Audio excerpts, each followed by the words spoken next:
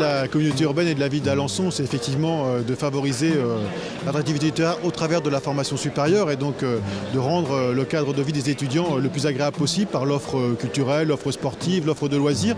Également aussi d'avoir tous les aménagements qui facilitent cette vie quotidienne, donc le lien entre la ville et le site universitaire et aussi faire que la ville soit davantage dynamique par des aménagements urbains que les étudiants peuvent s'approprier. Donc l'idée c'est vraiment de faire d'Alençon une ville universitaire agréable pour l'ensemble des étudiants qui soient amenés à passer ici 1 an, 2 ans, voire 3 ans.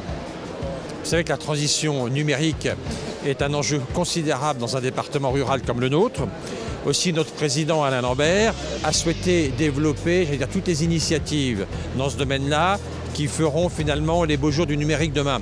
J'entends par là que dans les locaux du conseil départemental de l'Orne, il a mobilisé toute une aile pour y développer toutes les initiatives qui sont en cours par les entreprises ornaises, par les inventeurs ornais également, dans le domaine du numérique. Donc ça s'appelle StarTech 61.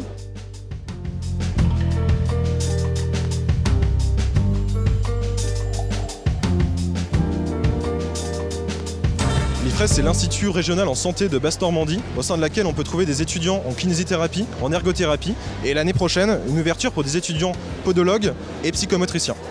Donc, un ergothérapeute, c'est un professionnel de santé qui a pour but d'adapter la vie quotidienne des personnes en situation de handicap afin de pallier à leurs difficultés. Il y a différentes branches dans lesquelles on peut travailler, psychiatrie, rééducation, milieu de vie, avec des personnes de tout âge. Et il faut savoir qu'il y a beaucoup de débouchés dans notre domaine. Alors, à l'UT, il y a 5 départements. Les 2 départements carrière sociale, service à la personne et gestion urbaine. Le département génie mécanique productique. Le département qualité logistique industrielle et organisationnelle.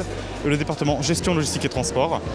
Le département gestion logistique et transport peut se dérouler en 2 ou 3 ans. Et à la fin, possibilité de poursuite d'études à l'étranger, au sein même de l'entreprise ou partout ailleurs en France, avec de multiples opportunités de carrière.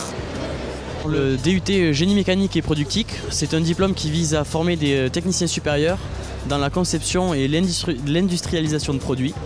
Il faut savoir que le DUT GMP d'Alençon, c'est le seul département qui a une spécificité développement durable et éco-conception.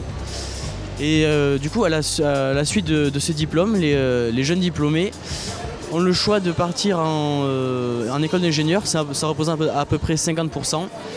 Il y a environ 8% des diplômés qui ont accès à une insertion professionnelle et tout le reste va soit en licence professionnelle, soit dans d'autres formations.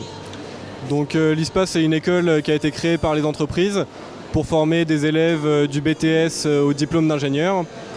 Donc c'est une école où on apprend tous les procédés de transformation des matières plastiques, de leur design à leur commercialisation.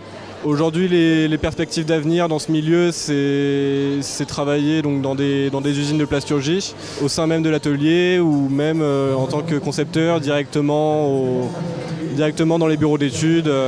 Voilà. Ici, nous sommes sur l'antenne droit d'Alençon. Sur ce site, on peut suivre la L1 et L2 du cursus droit dans un cadre agréable et en effectif réduit. Le cursus droit a de nombreux débouchés sur des professions comme notaire, huissier, avocat, ainsi que les métiers de la juridiction. Enfin, le cursus droit permet d'entrer dans des examens comme les concours de police et de gendarmerie. À l'Institut régional de formation sanitaire et sociale de la Croix-Rouge, on propose plusieurs formations. Donc il y a technicien d'intervention sociale et familiale, accompagnant éducatif et social, assistant de service social, infirmier, aide-soignant et auxiliaire de puériculture. Donc concernant assistant de service social, c'est une formation qui se déroule sur 3 ans. Donc en 2e et 3e année, on a 5 mois et demi de stage, donc on est vraiment en quasi-autonomie. Le but d'assistante sociale, c'est vraiment d'accompagner les personnes dans leurs problématiques, donc que ce soit dans leurs démarches administratives ou dans les difficultés qu'ils auront à traverser dans leur vie.